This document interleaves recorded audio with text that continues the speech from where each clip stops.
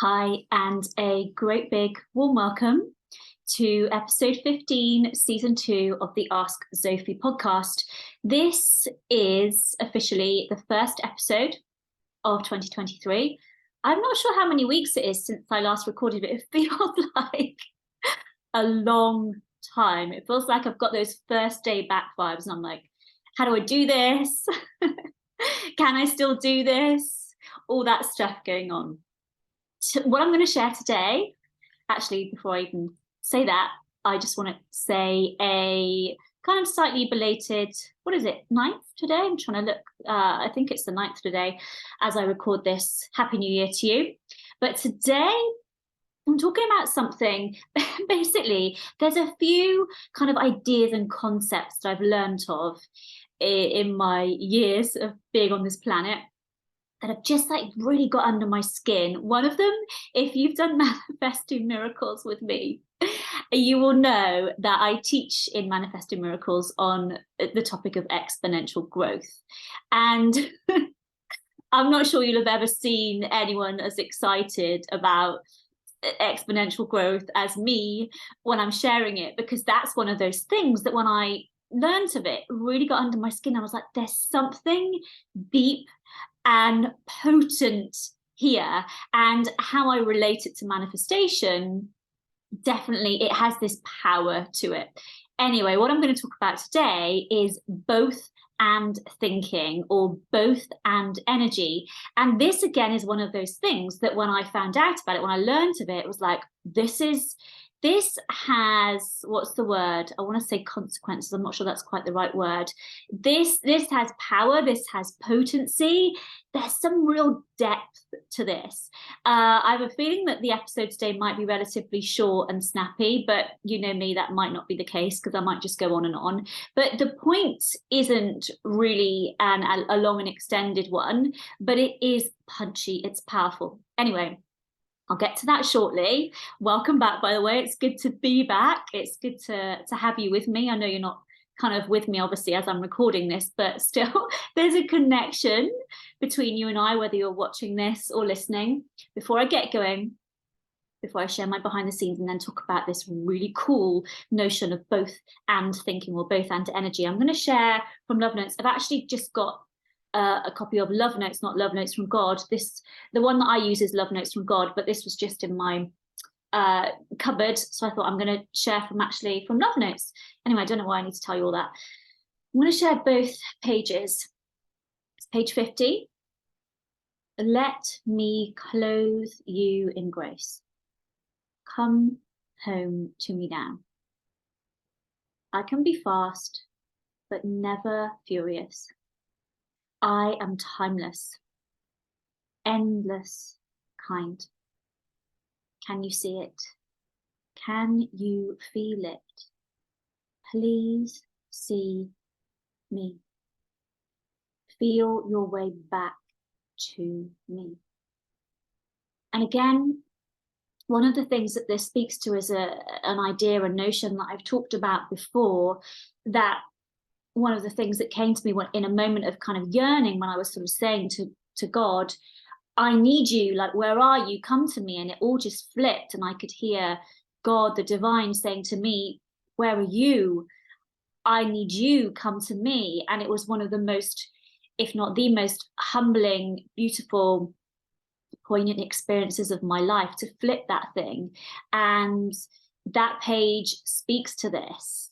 And I think whenever you're at a time of desperation or need, or you've got that yearning energy, this practice is incredibly powerful and soothing and helpful to imagine, to know, because it's truth with a capital T, that like Rumi said, what you seek, it seeks you, that you're ever and always seeking to find your way back to the divine, to feel this, ultimately this connection, this alignment. And what you're seeking alignment with, connection to, is also at the same time seeking that same with you, from you.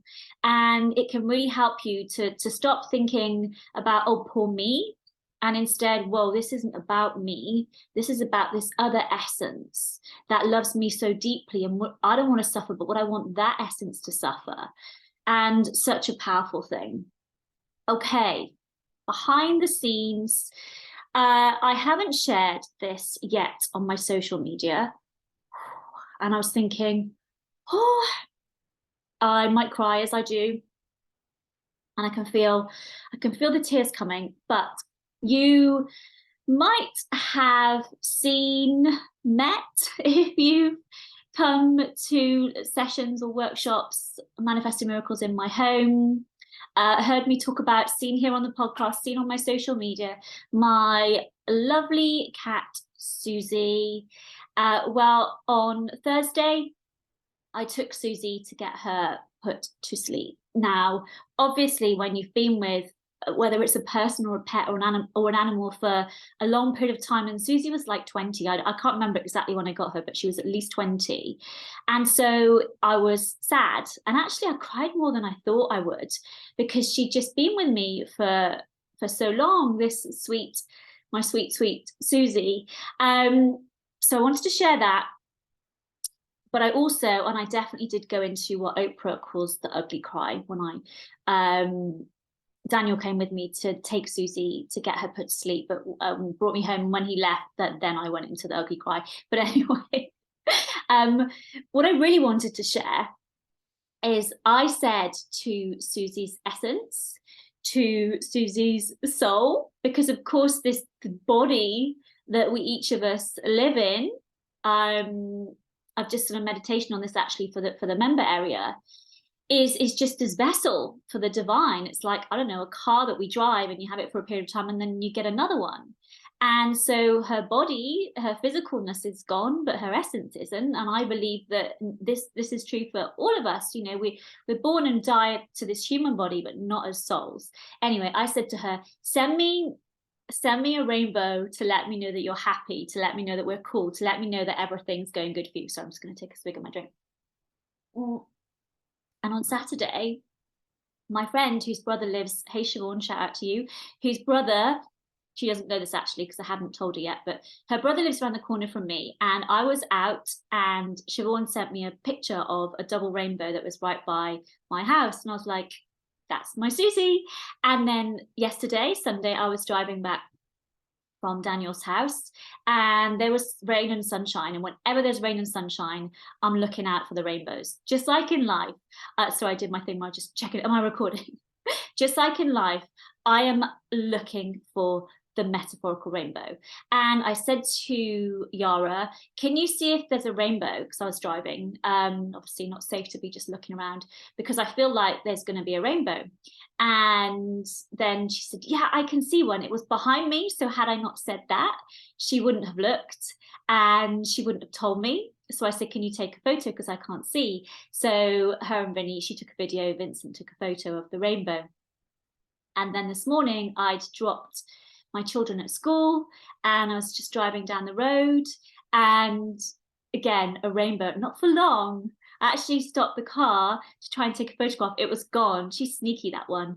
But so 3 rainbows since last Thursday. And like, of course, the mind can just go, well, yeah, there was some sun and some rain, so there were rainbows, Zofie, it's a coincidence. I don't believe in those coincidences. I believe in the magic, in the miraculous, in the signs.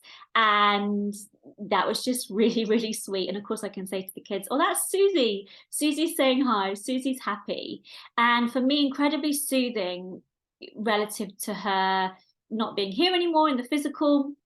But these things soothe me deeply and greatly, thinking about death, full stop. Actually, this isn't, I'm digressing as usual, but maybe I'll do an episode on this, but I used to be very afraid of death. When I was anxious, I was afraid of most things, and death was not surprisingly one of them. But it's not something I fear now, because I have very different ideas and thoughts and understandings and knowings and beliefs. How many different ways can I say that on this topic? Anyway, that's my behind the scenes. So I will see if I can, well, actually, I've got a nice photo of Susie, because when I did the last photo shoot with Zofie in the summer, I was like, can you take some of Susie? Because A, she loves it, and B, I don't think she's going to be around for too much longer. So I will share a nice photo of her on Instagram when I get a moment. On that note, final share before I get into both and thinking and both and energy. I, at the moment, I had the idea, I don't know, maybe a week or two, three, I don't know, ago, of doing a course and a set of audios, basically. And this was an inspired idea. As soon as it came through, it was like, yes, with my whole body, mind and soul, spirit, I need to do this.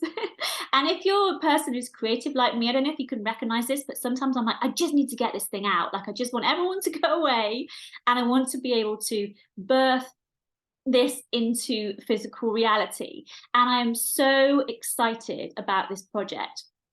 Anyway, without going on too much about it, I've started recording already. I've done 3 modules. I'm going to do 10 modules in total. It's called Reframe Your Life. And in it, I'm sharing my top tips, tools, and ideas and practices that I would take you through if you're a private client of mine, that will really help you reframe how you view your entire life, your entire existence, and therefore how your entire life and entire existence goes. I am going to be doing a pre-sale in the next couple of weeks, week or two, and you'll be able to purchase it as I add to it for a much reduced price, which I'll share soon. And you'll get all the extra modules. So in the next probably month, it's not going to take me long because I'm so keen to get it out, so passionate about it, but you'll have all 10 of the modules. And also, if you buy it in the pre-sale, I'm going to do a masterclass in which I'm just going to go into a bit more detail and you'll get to attend that live. I'll add it into the course, the program, but you just won't obviously be able to attend live if you sign up afterwards. I will be sharing details. If you want to be the first to know, then DM me Reframe or anything, but Reframe will make it easy for me to see, or you can email me or WhatsApp me, Reframe, and you'll be one of the first in. I was listening to one of the latest meditation that I created for it called Want, I was getting the wrong way around, Want, Not Need Energy. And I was just crying so much because I could feel the golden energy of it. And I know it's going to heal and help and support so many people. Funnily enough, quick side note before I do carry on. So yeah, message me if you want to be one of the first to know. It'll be rolled out properly in about a month, maybe slightly longer, but in the next couple of weeks, like I said, I'm going to do a pre-sale for the cheapest price it will ever be. And you can get in as I'm creating it.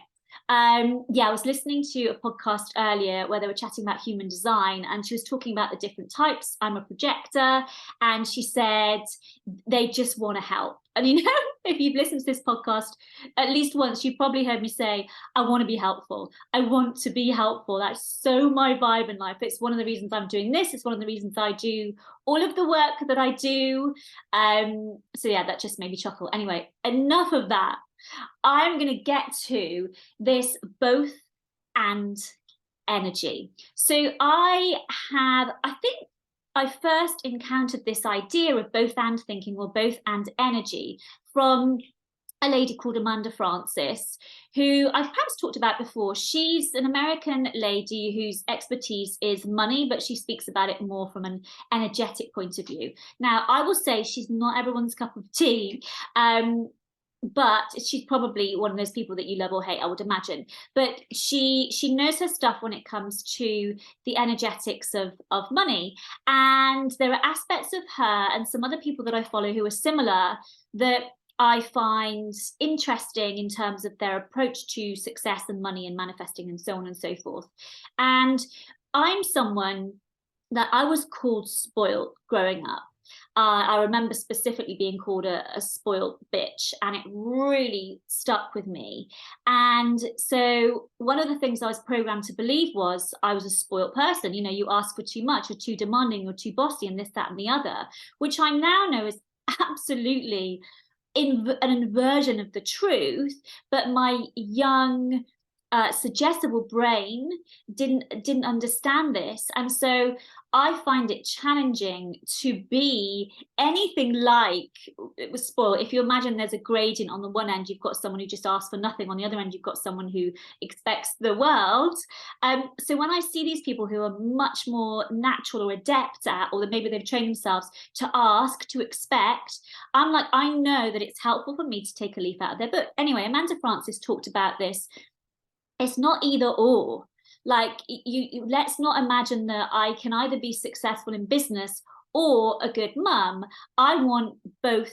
And when, as I alluded to earlier, when I heard her talk about this both and thinking, or both and energy, I was like, there is something in this. There's something, I just want to let this percolate in my being and contemplate it and think about it and ruminate on it, because there's real potency here.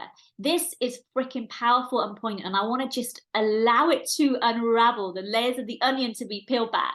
And I think what it is because it speaks to, and it helps to get you into a limitless energy.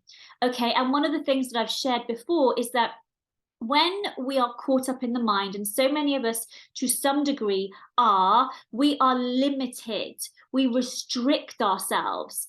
One of the things I say is that you can be clever when you utilize the mind alone, but you can never reach levels of wisdom. If you want wisdom, you need the mind, from my perspective, informed by, infused with the intelligence, the knowing, the deeper understanding of the soul. So you want both, like I'm talking about here, both and energy. You want both of those working together, the mind led by the soul. Then you can reach these higher levels, like you can reach wisdom.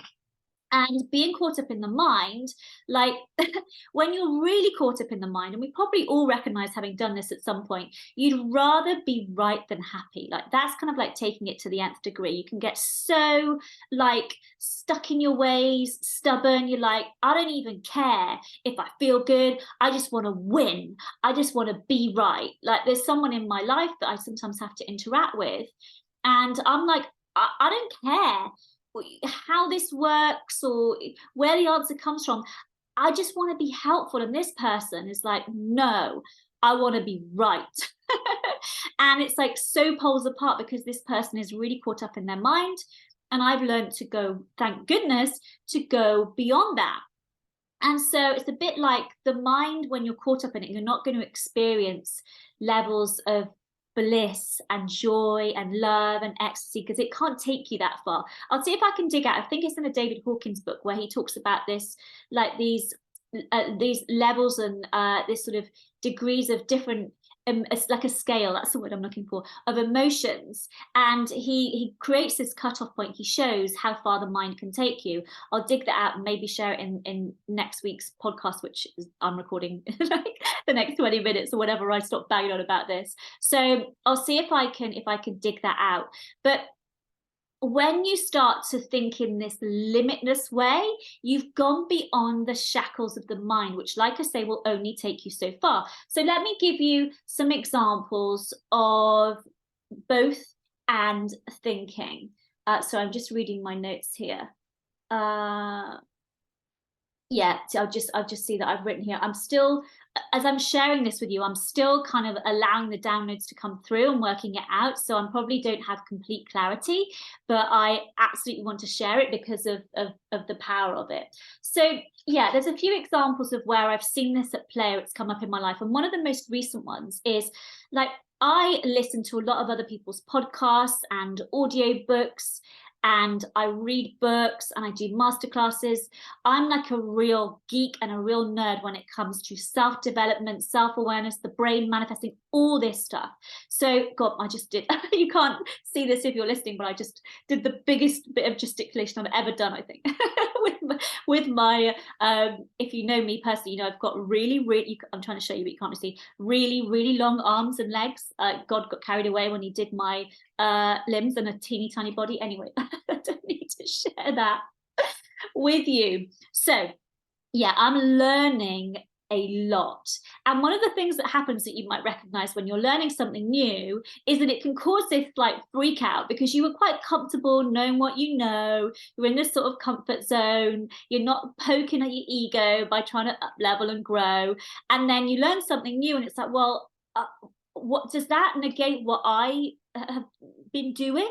And this has happened because I've done three masterclasses or courses in the last like couple of weeks, and it's like, oh, it's like prodded my ego, like, well, if what they're saying works, does that mean what I've been doing doesn't work? And it's like, this is a really cool opportunity to invoke, to bring in this both and energy. Why can't she be right and her technique and I be right and my technique is both and? So you can see how the mind is limiting. Well, I have to pick, because if she's right, I've got to be wrong, or if I'm right, so she's got to be wrong, and then you limit yourself. So let me think of or share this example.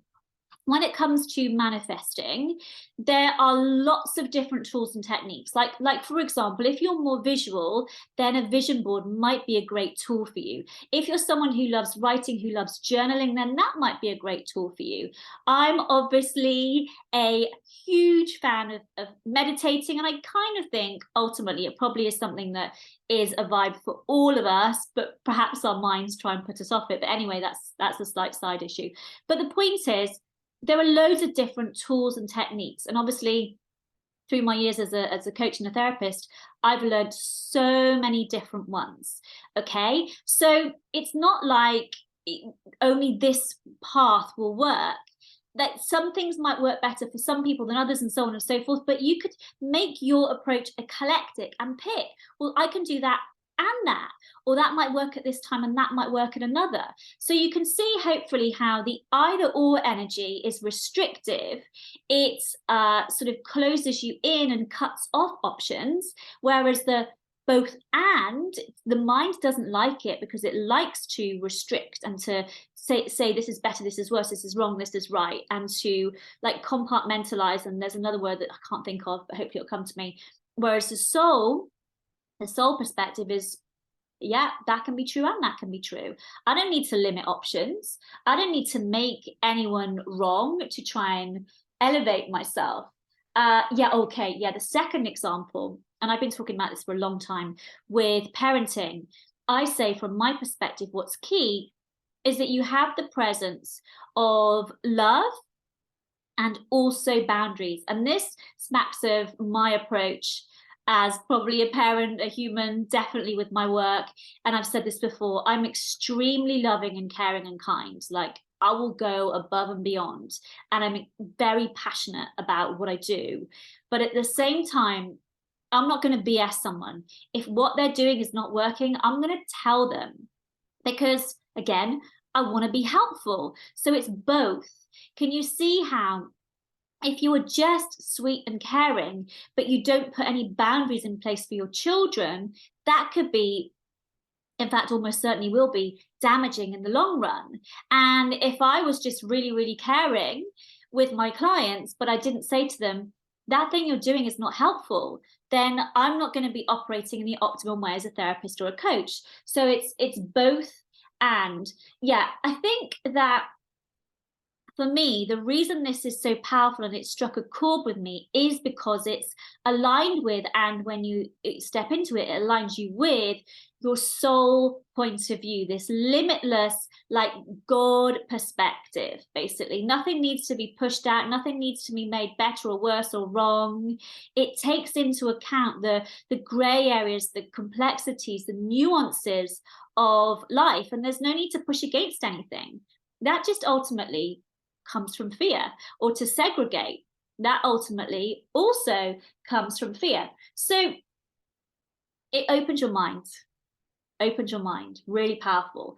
What I'd like to give you some, I don't like this term, but kind of homework or something just to think about, to start to put this into practice in your own life. And that's just become aware, or ask for your subconscious, like, show me where I'm in either or thinking, and help me to step into both and thinking.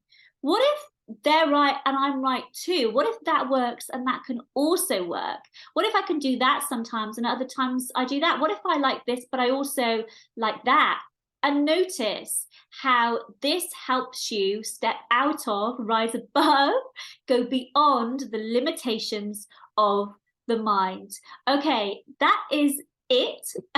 I did say it was a short, punchy, powerful point. I'd love to know your thoughts on this, any questions you have on it. And please, yeah, if you're in membership, the new meditation was released today, Love Your Body. It's really beautiful. It will help you no matter how you feel about your body already. So many of us have hang-ups. I've had hang-ups both because of how my body looks and also because of having things quote unquote wrong with it. It addresses both of these challenges in the meditation and the attached blog post. So please go check that out if you're in my membership and you haven't already. Do remember to message, DM, get in touch with me somehow if you want to be the first to know when I pre-release, when I do the pre-sale on Reframe. Like I said earlier, I am so champing at the bit. I'm always keen to get these podcasts out and anything that I create, but this is like by far and above the thing that I've been most excited about. It will get you as close to working one-to-one with me as you can get without actually doing that. And it'll be kind of like having me and all of my tools and processes. And I've said this before, but I know that my biggest gift I can give to anyone is my energy and the shifts that that can bring about. So yeah, be in touch. That's it for today. Thank you so much for either watching me on YouTube or listening on the podcast. I will be back next week. And in the meantime, sending you lots of love. By the way, I just had a cool thought. If you see a rainbow, could you please let me know, send me a picture, because it would be really cool to kind of like spread that a bit further and have a bit of fun with that. And dear sweet Susie. All right, lots of love. I'll be back next week.